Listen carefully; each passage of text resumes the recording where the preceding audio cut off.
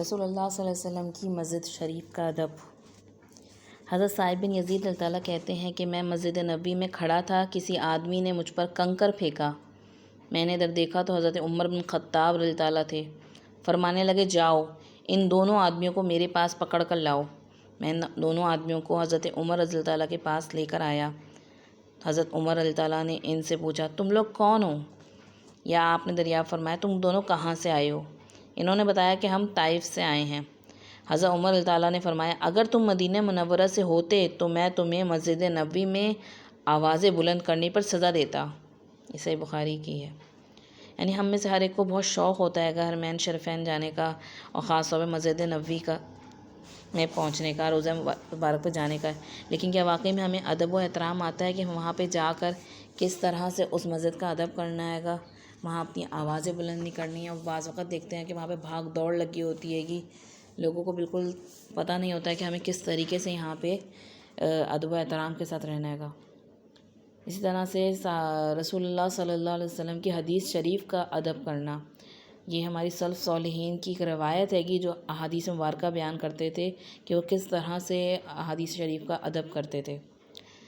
امام مالک رحمۃ اللہ جو تھے، جب حدیث رسول بیان کرنے کا ارادہ فرماتے تو پہلے غسل کرتے، پھر عود کی دھونی لیتے، خوشبو لگاتے، اور اگر کوئی حضرت امام مالک بن انس اللہ تعالیٰ کے پاس آئے اس دوران اونچی آواز سے بات کرتا تو فرماتے، اپنی آواز پست کرو۔ اللہ تعالیٰ کا ارشاد ہے کہ اے لوگوں جو ایمان لائے ہو، اپنی آوازیں نبی کی آواز سے اونچی نہ کرو۔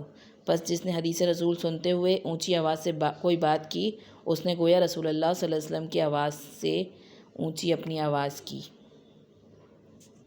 اسی طریقے سے امام مالک راستے میں کھڑے کھڑے یا جلدی میں حدیث بیان کرنا برا سمجھتے تھے، اور فرماتے تھے کہ میں چاہتا ہوں کہ جو کچھ رسول اللہ صلی اللہ علیہ وسلم سے بیان کروں اسے اچھی طرح سے سمجھا جائے، اسے غور سے سنا جائے۔ اسی طرح امام مالک کے بارے میں آتا ہے کہ جب حدیث کا درس دینے کے لیے گھر سے نکلتے تو نماز کی طرح کا وضو فرماتے، بہترین کپڑے زیب تنگ فرماتے، سر پر ٹوپی رکھتے، اپنی داڑھی میں کنگھی فرماتے، اور اس اہتمام کے بارے میں جب ان سے پوچھا جاتا تو فرماتے، اس سے مقصود رسول اللہ صلی اللہ علیہ وسلم کی احادیث کا ادب و احترام ہے۔ اسی طرح بہت بڑے تابعی ہیں گے حضرت سعید بن مسیب رحمۃ اللہ، جب وہ بیماری کی حالت میں تھے اور حدیث بیان کرنا چاہتے تو فرماتے، مجھے اٹھا کر بٹھا دو، مجھے یہ بات سخت ناگوار گزرتی ہے کہ میں لیٹ کے حدیث رسول کو بیان کروں۔ یعنی وہ اس چیز کو پسند نہیں فرماتے تھے کہ وہ لیٹے لیٹے اس انداز میں رسول پاک صلی اللہ علیہ وسلم کی بات بیان کریں۔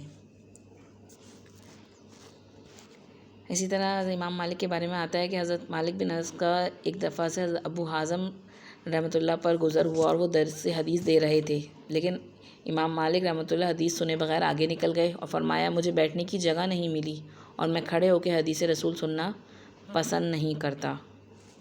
نبی کریم صلی اللہ علیہ وسلم کی بات کو سننے کے لیے خاص اہتمام فرماتے۔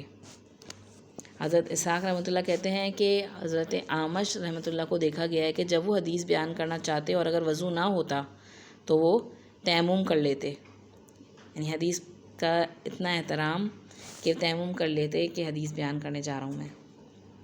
اسی طرح صحابہ کرام کے دور میں آتا ہے کہ ایک صحابی نے کسی مسئلے پہ حضرت عبداللہ بن عباس رضی اللہ تعالیٰ سے کہا کہ حضرت ابو بکر اور عمر رضی اللہ عنہما تو ایسا نہیں کرتے تھے یا ایسا نہیں کہتے تھے، تو عبداللہ بن عباس اللہ تعالیٰ نے ان سے کہا، واللہ مجھے لگتا ہے کہ تم اس وقت تک باز نہیں آؤ گے جب تک تمہیں اللہ عذاب نہ دے۔